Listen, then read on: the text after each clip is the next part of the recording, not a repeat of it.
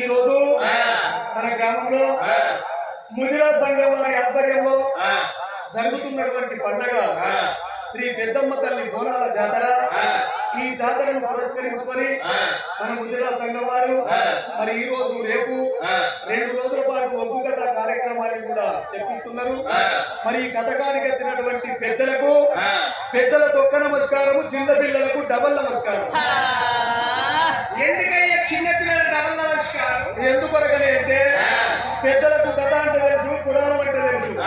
వాళ్ళది పెద్ద మనస్సు కాబట్టి కథ అయిపోయేదాకా నిశ్శబ్దంగా కూర్చొని వింటారు. అందుకే వాళ్ళకు ఒక్క నమస్కారం. ఇక చిన్న పిల్లలంటే చిచ్చర పిడుగులు వాళ్ళందరూ చేసిన కిష్కింద గాండ వానర సైన్యానికి ఒకటి అక్కడే కొండగట్టు గుట్ట మీద కోతులు ఇన్న కనబడుతున్నాయి. కోతులున్న కాడ అల్లరి ఎక్కువ ఉంటది, పిల్లలున్న కాడ అల్లరి ఎక్కువ ఉంటది. కాబట్టి వాళ్ళందరూ చేస్తారు. వాళ్ళందరూ చేస్తే మాకు చెప్పరాదు, మీకు అర్థం కాదు. కాబట్టి వాళ్ళందరికీ ఒక్క నమస్కారము, వాళ్ళందరికీ ఒక్క నమస్కారము. ఈ పండుగ జరిపిస్తున్నటువంటి ముదిరా సంఘము మరియు అందరికి కూడా ఆ పెద్దమ్మ తల్లి ఆశీర్వాదం ఉంటది, ఆ పెద్దమ్మ తల్లి అనుగ్రహం ఉంటది.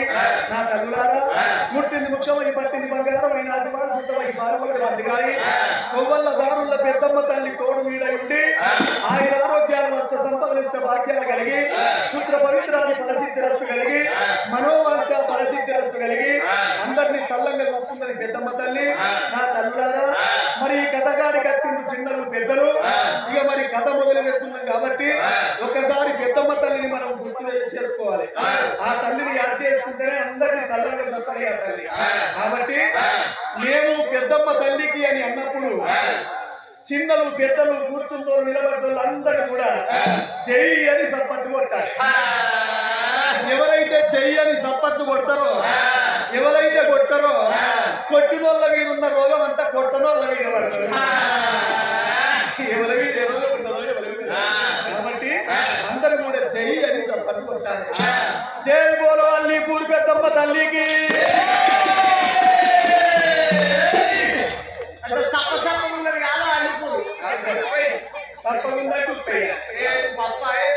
అందరూ అంటలేరు ఎందుకు మరి మా కథ అర్థమైంది.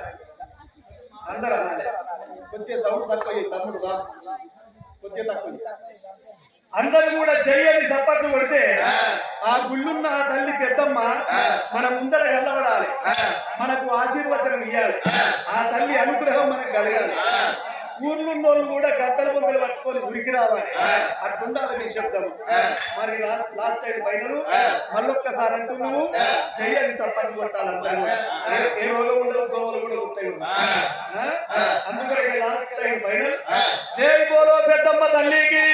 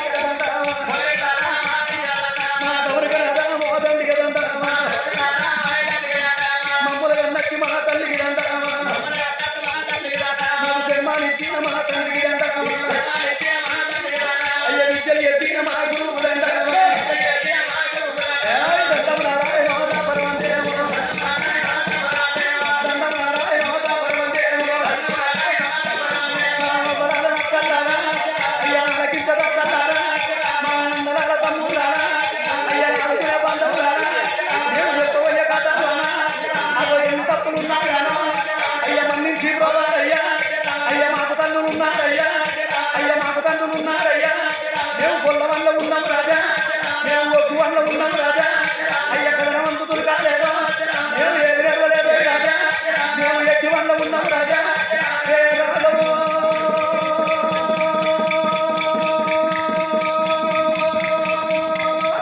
రామా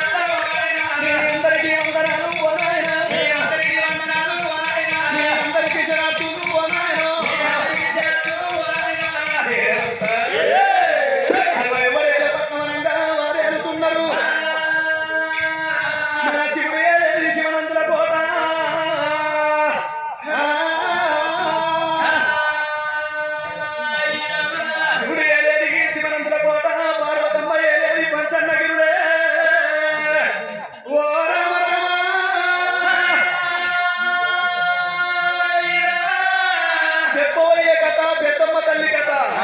మరి ముదిరాజులకు పెద్దమ్మ తల్లి దేవాలయం ఎందుకు కట్టించిండ్రు? ఆ గుడిలోన ఆ తల్లిని ఎందుకు ప్రతిష్ఠించిండ్రు? మరి అసలు ఈ పెద్దమ్మ తల్లి ఎవరు? ముదిరాజులకు శాపనలు ఎట్లా వచ్చినాయి?